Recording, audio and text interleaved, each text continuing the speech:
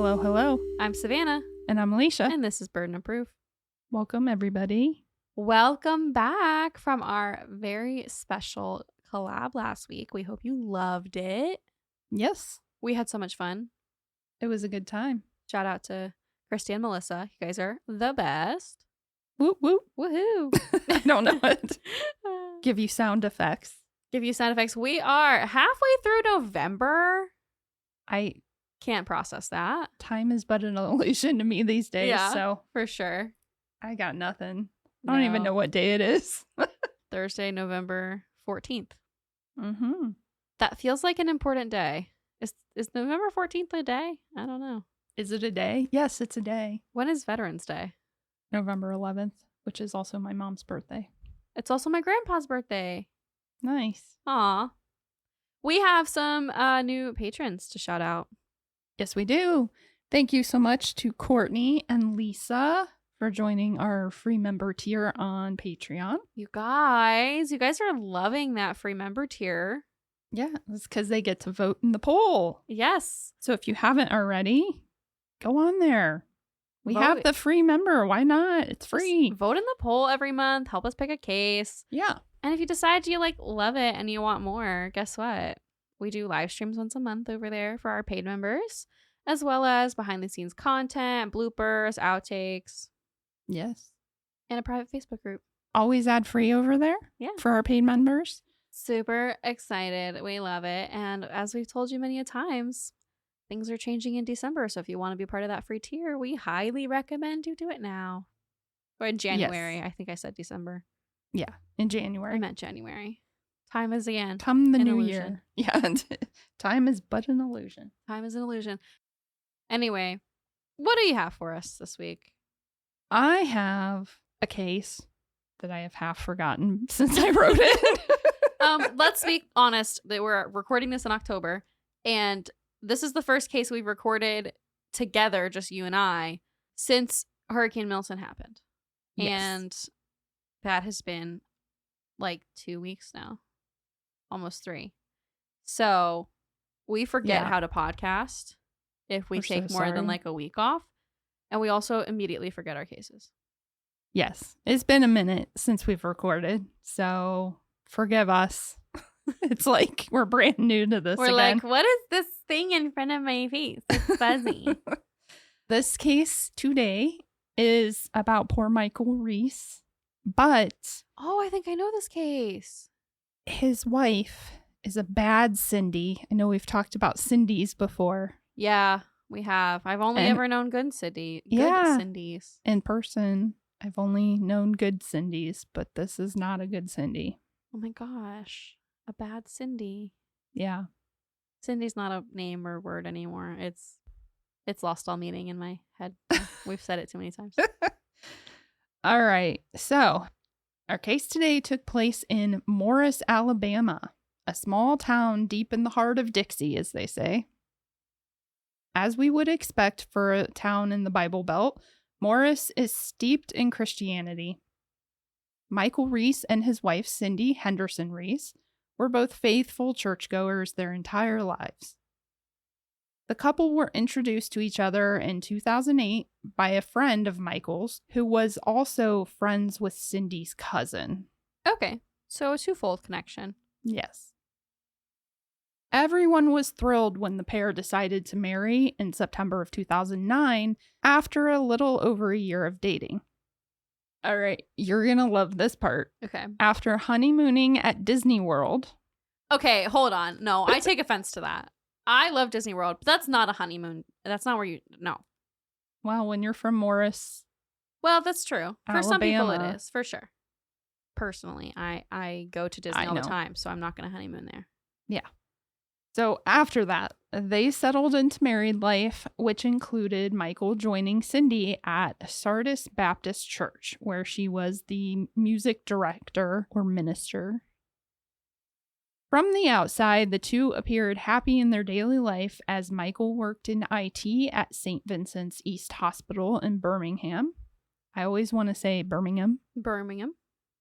But I know people here do not say Birmingham. They say Birmingham. They do. Because America. America. Yeah. Birmingham. And Cindy worked as an accountant for Jefferson County, Okay. which was the county that they lived in. Good old government work. They, of course, had their share of problems, but as far as everyone close to them knew, they were working things out and had made changes for the better. So, on February 18th, 2015, when Michael was murdered in their home, which sat just across the street from the police station, the entire town was in shock. I do know this case. That evening, Cindy called 911 stating she had just arrived home and she's concerned that their house may have been broken into because there was a table knocked over and she couldn't find her husband. Okay. Obviously, the police arrived really quickly. Well, right. And I mean, how hard did she look? Elysia made a face. Not very hard. We'll just say that. Okay. Because when the police arrived, they discovered the problem as soon as they walked in the door. Okay. So let's set the scene, shall we? My eyes are closed. I'm imagining a house in Birmingham, Alabama. Morris, Alabama. In Morris, Alabama, which is near near Birmingham, Alabama. Yes. but small town. And I know where Alabama is, so we're already ahead of the game. Well, there you And go. I actually think I could point out Birmingham on a map too, just for right. the record. Very good. So this is a small single-story home with Okay. a very simple floor plan. Okay? Okay. So as soon as detectives walked in the front door, they could clearly see a man lying on the floor in the back of the house. Right. Where there was an addition being added past the former back door. So you can literally see it's basically like Yes. you step into the living room, but there's a hall. Yeah, I mean, it's directly- like an alley house. Yeah. Directly to the Yeah. back door, you can see. And they could see Michael laying right there. Right. So Okay. So how she didn't find him is a mystery. Well, it's okay. We're a true crime podcast. And she already prefaced that it's a bad Cindy. But I do have to know how and why. Yes, exactly. So there was 40-year-old Michael lying in a pool of blood. As they processed the crime scene, they found there was a table turned over and some items strewn about, just as Cindy had said in her 911 call. And Michael had been clearly shot in the back of the head just once. Near the front door, on a small TV tray style table, sat untouched takeout from Milo's Hamburgers, leading detectives to think Michael had arrived home to interrupt a burglary. I mean, just by looking at the Right. I mean, they're initial- just looking at the scene, Yes. you know, but I'm sure that they're going to find what we usually find, which is that robberies don't usually go bad in this way. Correct. Upon further investigation, there was no forced entry, nor was anything really missing from the home. During their initial interview, Cindy told detectives that it had been like any other day. Michael gave her a ride to work and then headed to work himself. After work, he picked her up and they stopped by her mom's house to help take out the trash. Then they attended a church service from 6 to 7 p.m. and stopped at Milo's to grab dinner on the way home.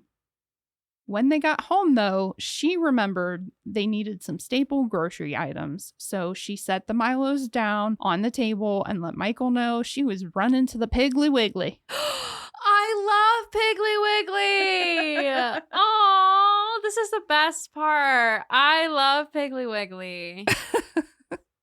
So my family used to vacation to Myrtle Beach when I was a kid, Mhm. and there was a Piggly Wiggly at the beach. And Nice. that's like a core memory for me. Nice.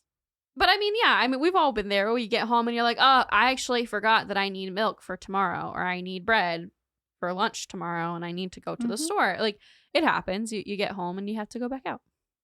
Allegedly. Allegedly. If she is using the name of Piggly Wiggly in vain, we're going to have a problem. You really are an evil Cindy. She said she returned home to find the table overturned and the mess in the house.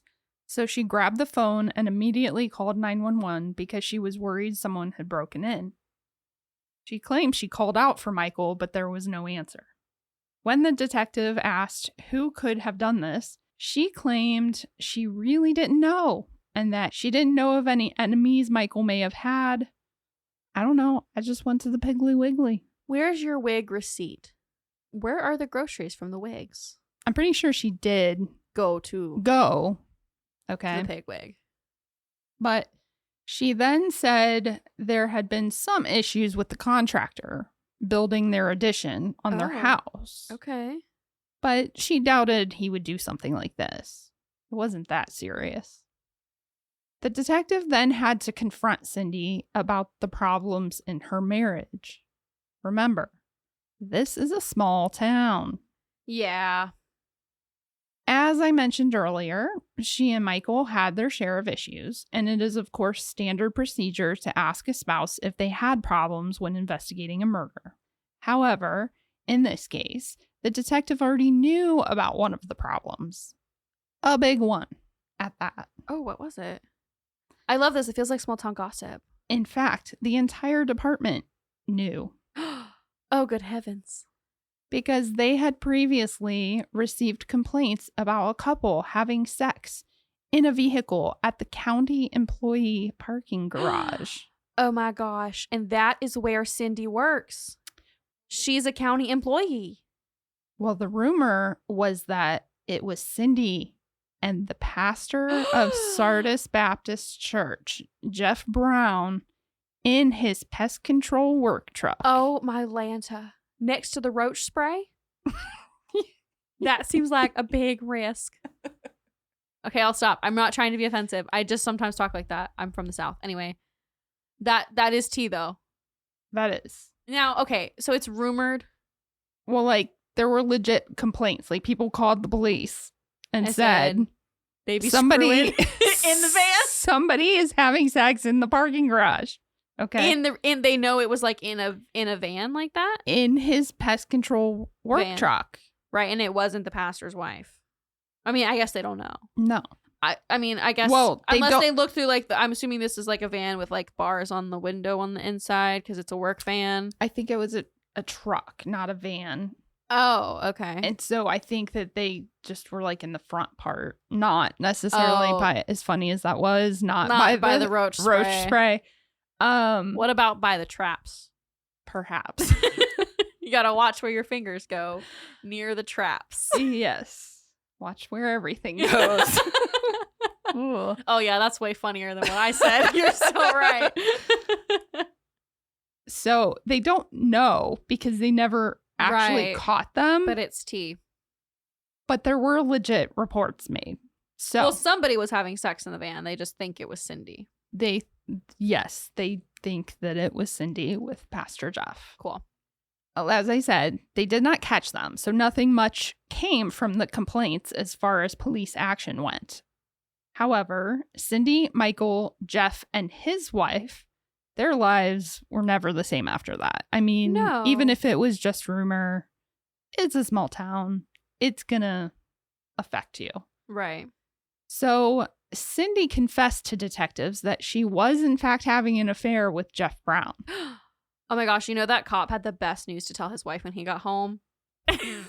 I mean, at that point, no, because it was part of the murder investigation. Oh, sorry. I'm forgetting why we're here. I need to rein it in. I'm so sorry. I didn't mean to be disrespectful. I just really got caught up in the gossip. Yeah, but I need to pull back. This was she admitted it during questioning after finding Michael. You're right. I'm so sorry. You were still in the mindset of the complaints. I'm imagining Baptist church gossip, and I really need to. I'm pulling back. I'm sorry. It's okay. So she said that the affair had stemmed from the close friendship that they had developed when she went to him as a pastor initially to talk with him about concerns over her marriage.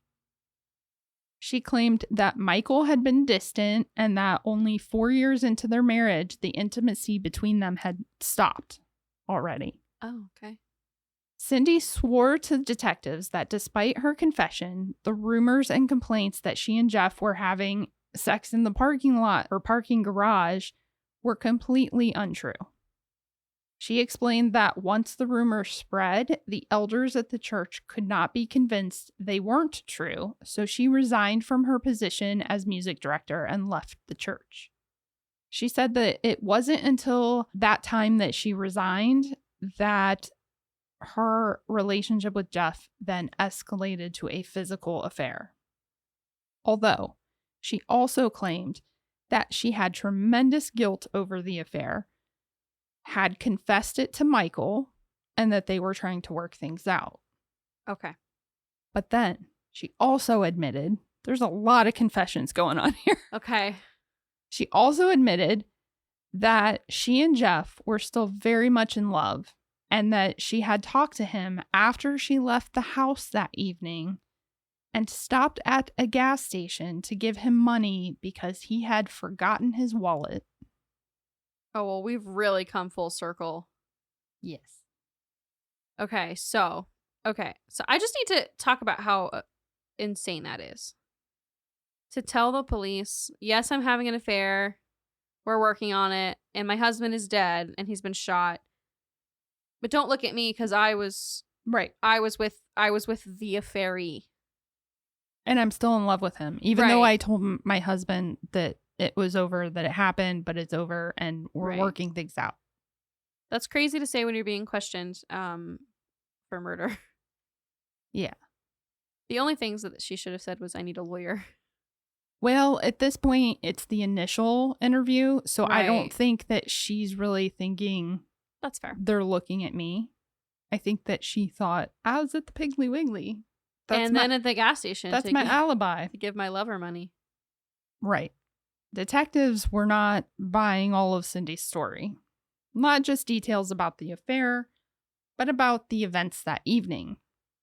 As silly as it seems, there were two major red flags about Cindy's claims regarding food, of all things. One, she specifically bought lunch meat and orange juice at the Piggly Wiggly, claiming they needed more at home. But in their investigation, they checked the fridge and found there was plenty of lunch meat and orange juice. Okay. 2, she left her Milos behind to run that errand, claiming she would let the fries cool off and eat them when she got back. Okay. Psycho, first of all. According to one of the detectives on the case, that was the first red flag. Because she knows, as does everybody else in Alabama, that Milo's fries are some of the best fries around. Yeah. But you do not want to eat them cold. Right. That's honestly such a fair thing to say that's a red flag for. What do you mean? Just blow on it. Like, eat it. Don't. What are you talking about? Right. That's like letting a Chick-fil-A fry get cold.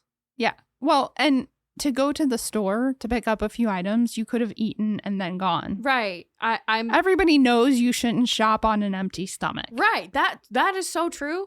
And you're telling me she shopped on an empty stomach and didn't come home with some extra, like, goodies? Yeah. No.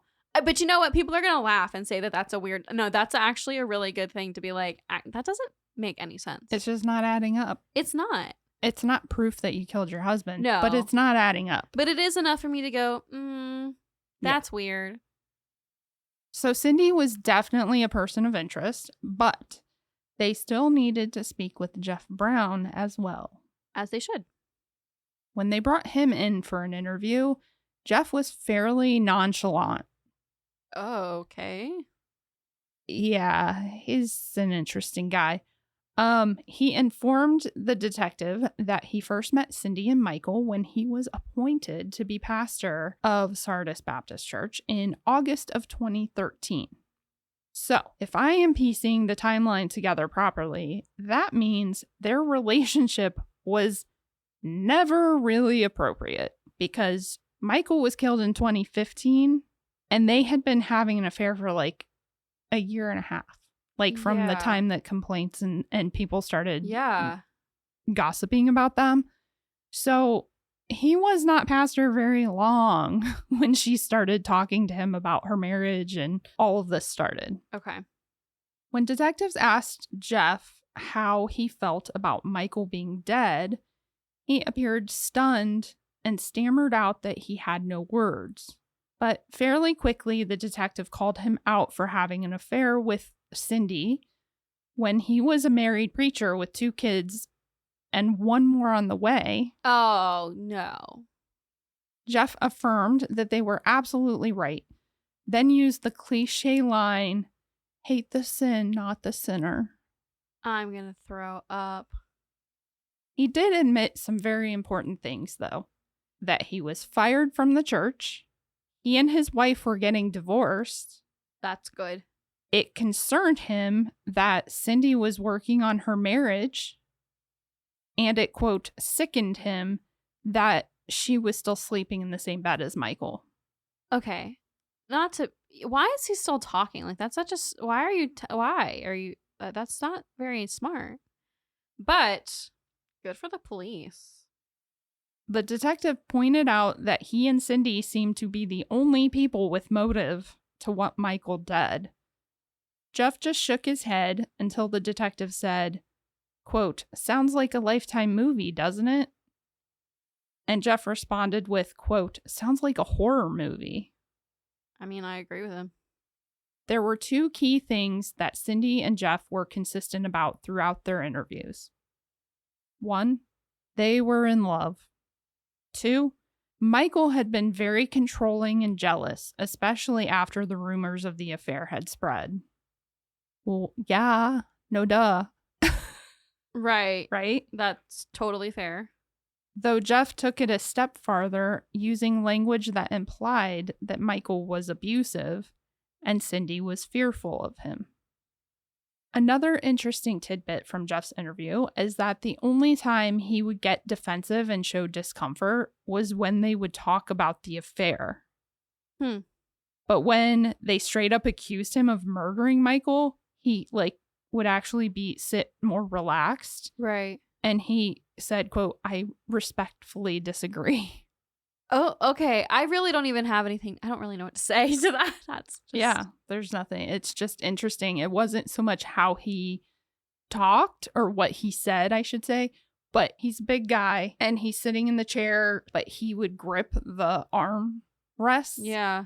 And whenever they would bring up the affair or Cindy, he would white knuckle the thing. He'd grip it really hard. But then when he was talking about the actual murder or death of Michael, his hands would be relaxed.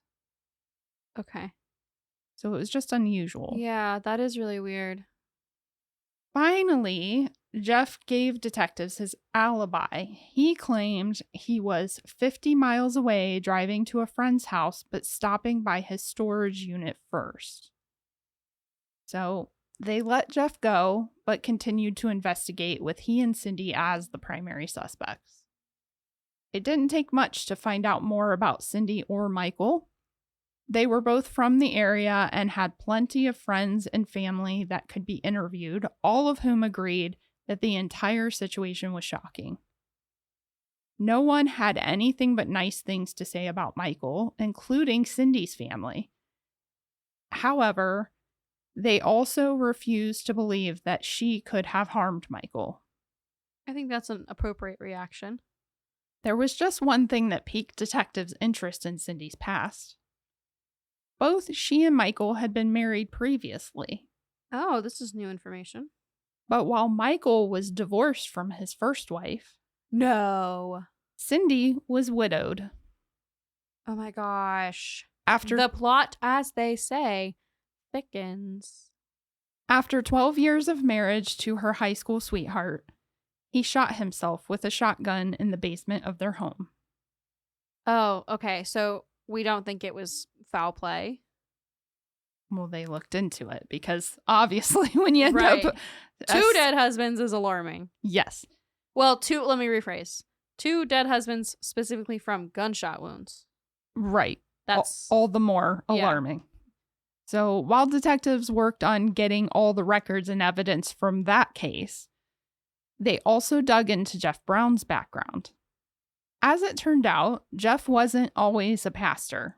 So I want to give a disclaimer on this. As someone with a very eclectic work history, I do not believe this alone makes someone sketchy or a bad person. True. However, I can understand why it didn't look great in a murder investigation. Taxidermy. Jeff had been in the Marine Corps when he was younger, then a police officer for 2 years before becoming a hairstylist or barber. Then he worked for a moving company and then a pest control company while simultaneously becoming a pastor and working as a pastor. Right. Which that is common, especially for smaller churches, smaller towns, that the pastor is not just a pastor because they can't make a living, Right. enough money to raise a family on that. That's understandable. But the jumping around to different jobs was at Raise least some a yellow flags. flag. Yeah. And I think with many of those jobs, he moved a lot. So, yellow flag. Through interviewing local residents who knew Jeff and Cindy, detectives also learned that Jeff may have been the one that was downright obsessed with Cindy. I'm not shocked by that. According to local building inspector Jerry Vincent, he would regularly see Jeff at the park across from Cindy's house, staring at it, even though there were rumors that she wasn't his only girlfriend. Oh. Okay. Stalk much? Yeah. And according to Cindy's cousin, people at church were talking about his bizarre behavior toward Michael and Cindy. Yeah, that's going to get noticed, my guy. She said an example was that if Michael and Cindy were sitting next to each other at church, Jeff would show up and sit in between them once they had both resigned or been fired from their positions and they were just attending church. They may have left Sardis Baptist Church, but I think they just moved churches. Right. And I think Jeff went to the same church as Michael and Cindy. Right. And so that's why the rumors continued. That's what. Right. Because it's weird. Cindy's mom said that Michael had told her that Jeff was trying to break up their marriage and that he was afraid of Jeff. Yeah, I think he may have had a point. Mm-hmm. Detectives also found former coworkers of Jeff's at the moving company who had reported to another police department that Jeff had offered them money to help him kill someone. Okay. They were still waiting for Jeff's cell phone records to confirm his alibi, so they turned their attention back to Cindy. They reopened the case of her first husband's death, but concluded all the evidence did point to a self-inflicted gunshot. So they reassessed her 911 call and statements, and it just wasn't adding up. They confirmed the contractor's alibi, who she had mentioned, but there were several other things that just weren't making sense. Now, I have mentioned all of these facts throughout, but let's put the puzzle together cohesively. Okay. She claimed to not be able to find her husband because she didn't go in the house past the entry of the front door, but they had photographic evidence that Michael's body could easily be seen from the front door. Right. She claimed that the house had been broken into, but there was no sign of forced entry. She claimed to need groceries, but they had photographic evidence of a full fridge, including the specific items that she said they needed. She claimed to leave her Milo's fries and food on the table because she intended on eating it when it cooled down and she came back. But everyone agreed, Milo's fries are best fresh. She claimed to be working on her marriage, but admitted to speaking with Jeff after she left her house that evening and gave him money for gas when he forgot his wallet. Oh, and they're in love. Obviously, there's no charging someone over buying extra lunch meat or eating cold fries, but they were able to get a warrant to search her office and financial records.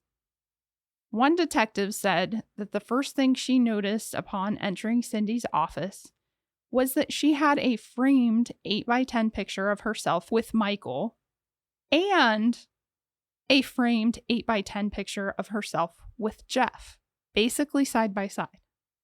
Okay. That is So weird. I can't even come up with something funny.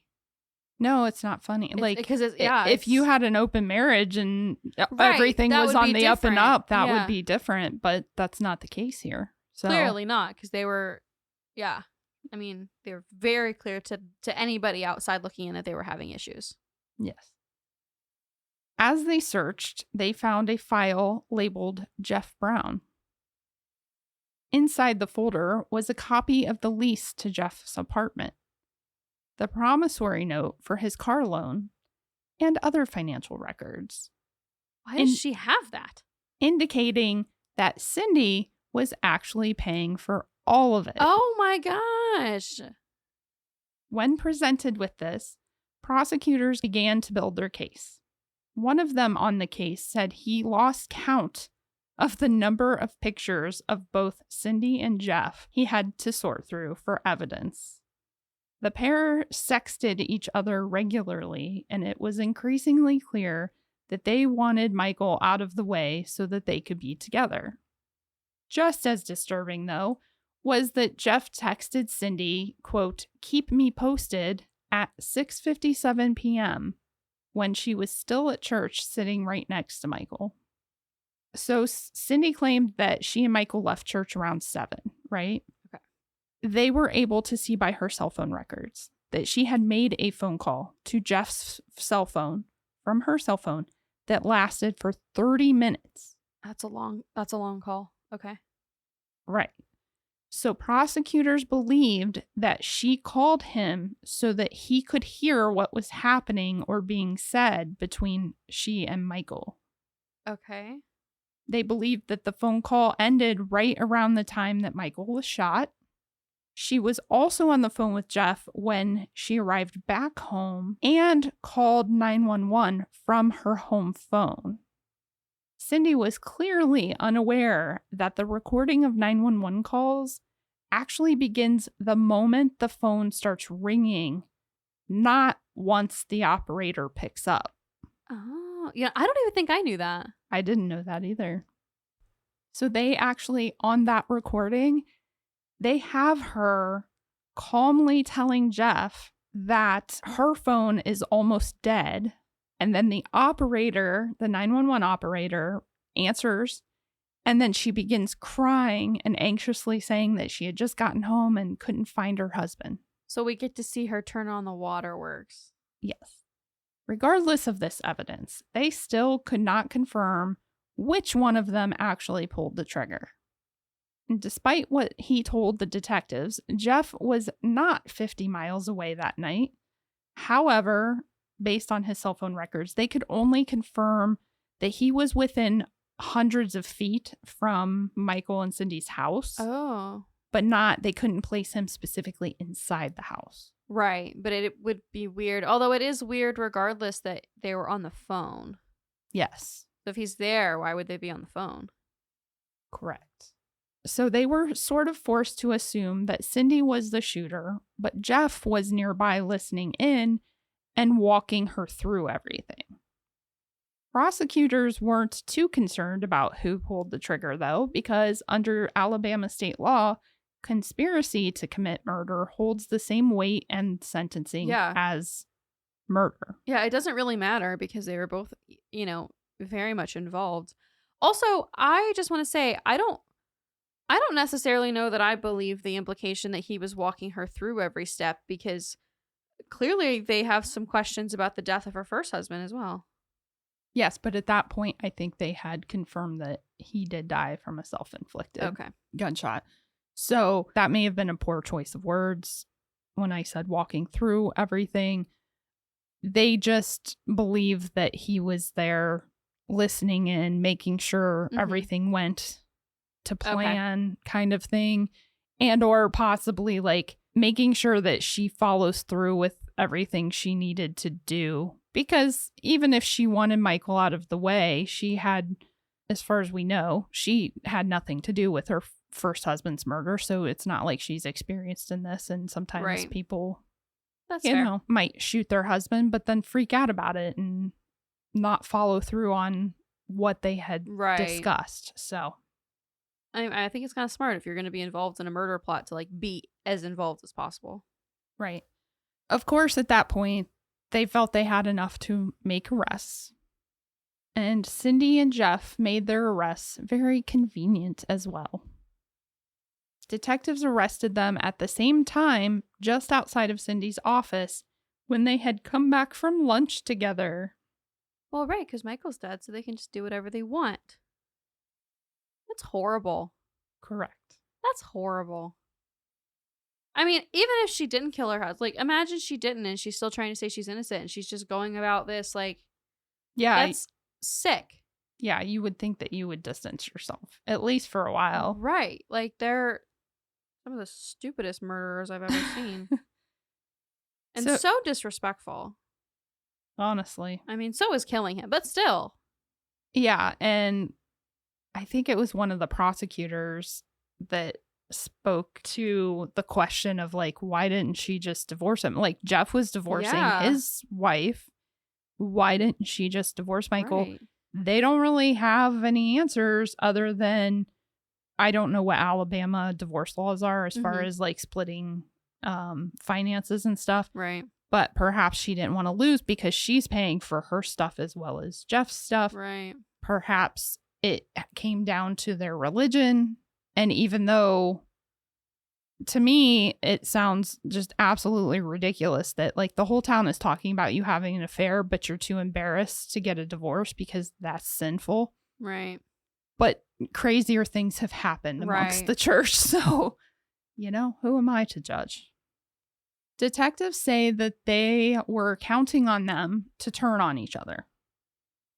It was just a matter of who would flip first. From what I gather, both of them initially lawyered up and refused to talk.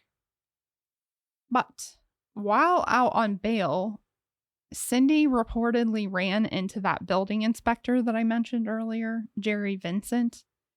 And when he told her, quote, "The first one to squeal gets the best deal, and I think you know who's squealing," Jerry says that she looked him dead in the eye and said, quote, "My lawyer says I've got nothing to worry about. They can't prove a thing."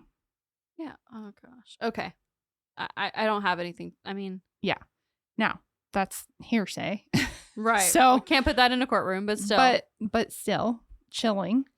Jerry was wrong at that point, though. Jeff had not squealed yet.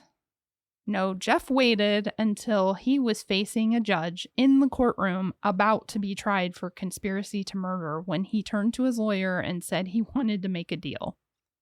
You waste everybody's time. You get everybody in a, like, do you know how there's so many moving parts to get a courtroom scheduled, court reporter there, this, that, and the other. That's such a waste of everybody's time. It is, but from what I was told, the one time I got pulled for jury duty in Ohio, I got taken back into the judge's quarters, if you will. Right. They had us all on standby. And the judge literally walked in and said, "I fully expect that this person, once I tell them we have a pool of jury members waiting to come in here, what is your plea? He will change his mind and take the plea deal that was offered to him." He said, because it happens all the time that they get all high and mighty and think that they're going to stick it out. And then when actually standing in the courtroom and facing everything, right, they go, "Oh, never mind. Right. I'll take the plea deal." So I guess it probably is more common than I think. I don't do criminal law, so I don't know. The more you know. The more you know. So Cindy's trial started in November of 2016. The courtroom was split, with those there to see justice for Michael and those who believed Cindy was incapable of harming him and that Jeff Brown was the real killer.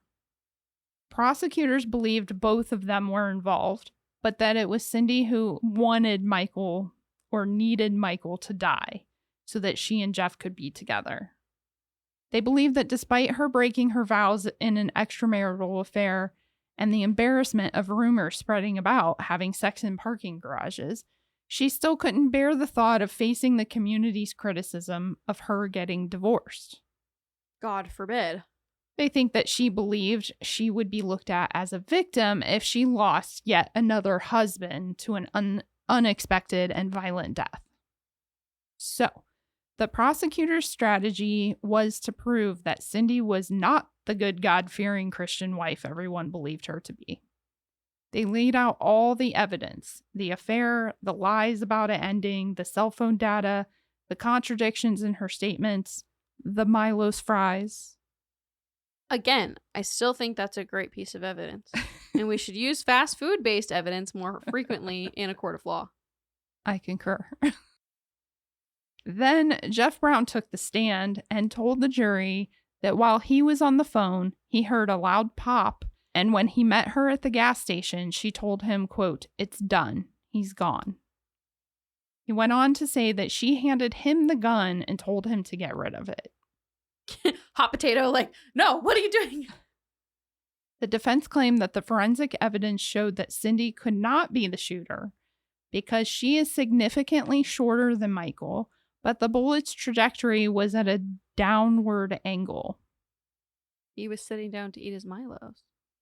Well, he wasn't, because all the Milos was in the living room and he was in that back area.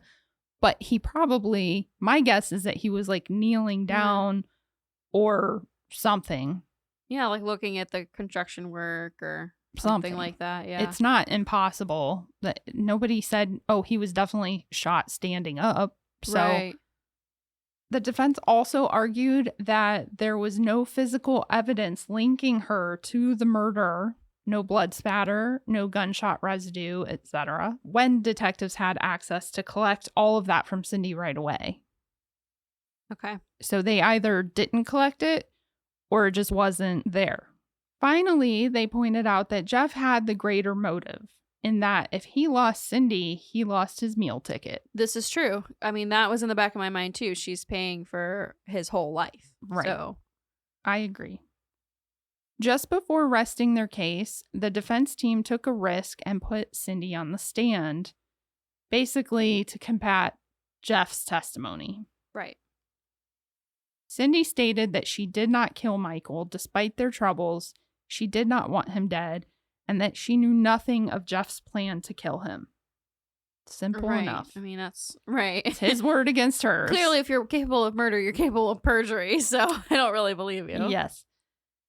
The jury deliberated for only an hour to an hour and a half. That's enough time for everybody to use the bathroom after they've sat in a courtroom and to eat a snack and to go, we all agree. I mean, that's not very long at all. They found Cindy guilty of murder. Cindy's family was divided on the verdict.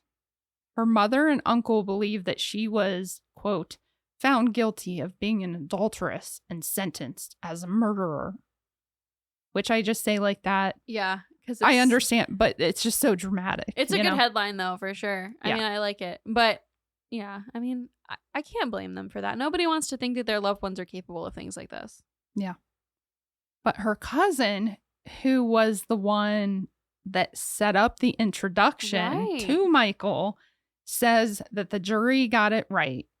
There was overwhelming evidence that Cindy was involved. And like I said, in Alabama, it doesn't matter if you are the actual shooter or you just conspired to kill somebody. Right. It's the same. Yeah. So, per the terms of Jeff's plea deal, he was sentenced to 20 years while Cindy was sentenced to 40 years. So that is the difference. Yeah, is that sentencing is he different. took the plea deal. Michael's friends and family were not really comforted by the sentencing because they know that Cindy will likely be released earlier, but Michael is gone forever. The DOC fulfilled their concerns not 3 years later when they transferred Cindy from the Julia Tutwiler prison to a work release facility in Birmingham without notification to anyone. Whoa, that's not okay. Not the Reese family, not the district attorneys, not law enforcement, Yeah. nobody. They didn't tell anybody. They just moved her there. Let me tell you how crazy that is, because there was an incident. So I've talked before about how my fiance works in the emergency room. And there was an incident in the emergency room, and somebody was charged with, I don't know if it was assault or battery from a patient in the emergency room, and Nicholas was involved in that. He gets notifications about every single step of her court process. Right. Right. Every single, I mean, we get letters in the mail all the time about this case. Mm-hmm. You're supposed to. Right. So that's not even murder. Like it was somebody who was very intoxicated. Yeah. That's crazy that they didn't tell anybody. Yep. So when they all did find out about it, they expressed their disappointment and disgust publicly. Good. When asked for comment by the media, they released an official statement saying, quote, "The ADOC is in the process of relocating the inmate to a non-work release facility." End quote. When asked if the plan to move her came from disapproval expressed publicly, they said, quote, "The ADOC considered the public's concern in its decision to move the inmate from the Birmingham Work Release Center, although she was not working outside the facility." So yeah, they did. Slowly. So yes, you moved her there, and then when you were called out on it, you moved her back. Yeah. Which you could just, honestly, it's better to just go and say, yeah, nobody was happy, so we just, fixed it. Right. So Cindy appealed on the argument that the prosecution lacked sufficient evidence to prove she murdered Michael, and that the jury's instructions should have included a manslaughter charge. The appellate court has denied her appeals and affirmed the conviction. Despite the controversy over the work release move, Cindy is currently serving her time in the medium security Montgomery Women's Facility, where she is classified as a minimum out. And according to the ADOC Female Inmate Handbook, a minimum out custody is appropriate for inmates who do not pose a significant risk to self or others and are suitable to be assigned to off-ADOC property work details without direct supervision of correctional officers. Most minimum out custody inmates are housed at community work centers. So she's not in jail. Really. So she is, but it's it's not like a high security. Yeah. It's a medium security. And even though she may not be going out and working, there's always the possibility that she will be sent to work with minimum supervision. I have mixed feelings about it. I do too. What do you think? Do you think that she should have remained in a stricter facility? I think that, I don't know. I mean, I think that something like this, like the work program, is good for rehabilitation. I've not heard of something similar to this personally, but I would honestly think that it would be for nonviolent charges. Right. And this was a murder charge, so I'm kind of struggling with that a little. Right. Especially because it was premeditated.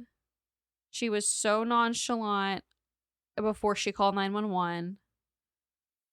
She was so nonchalant and cocky with officers. My lawyer says that you don't have anything.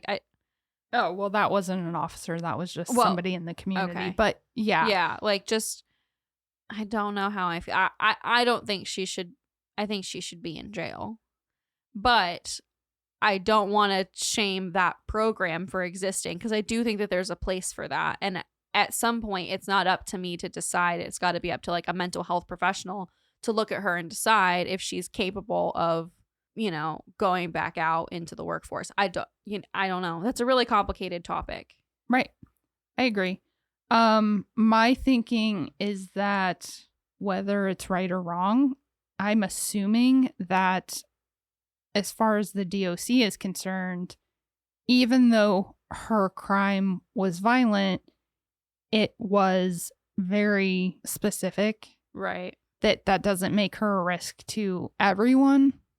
Right. That is going to be what they're going to say. So yeah. I think that that's why they're doing it, because they're like, well, just because you kill your husband because you're in love with this other guy and you want to be with this other guy doesn't mean that you're a risk of violent being Right, but- violent towards just anybody. But what happens if she wants to get out of a different situation? Correct. You know what I'm saying? Like that. Correct. So, That's where I'm like, but is it right? Like, I kind of understand what you're saying, but is it right? Right. Because just because somebody, like, once you go that far, like, who's to say that you wouldn't go that far again right. when faced with another difficult situation? And I think, I think a program like that is really beneficial for somebody who's in jail for like a non-violent drug offense.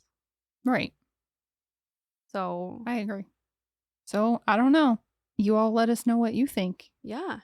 Do we have an emoji for this week? We do. So if you've made it this far in the episode and want to receive a Sunday shout out on Instagram or Facebook, go ahead and leave us a little computer guy emoji. Yeah. For Michael, who was in IT and was a computer geek, if you will, in the best way. In the possible. best way. I would be nowhere without my IT company. So Yes. we thank you guys. And Yeah.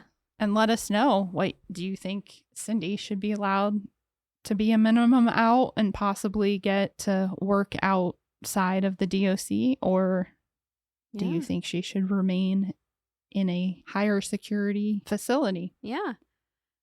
Before we go, 2 quick things, both related to Patreon. Number 1, this comes out on the 14th, which means it's very close to time for our Patreon poll for December's case to come out.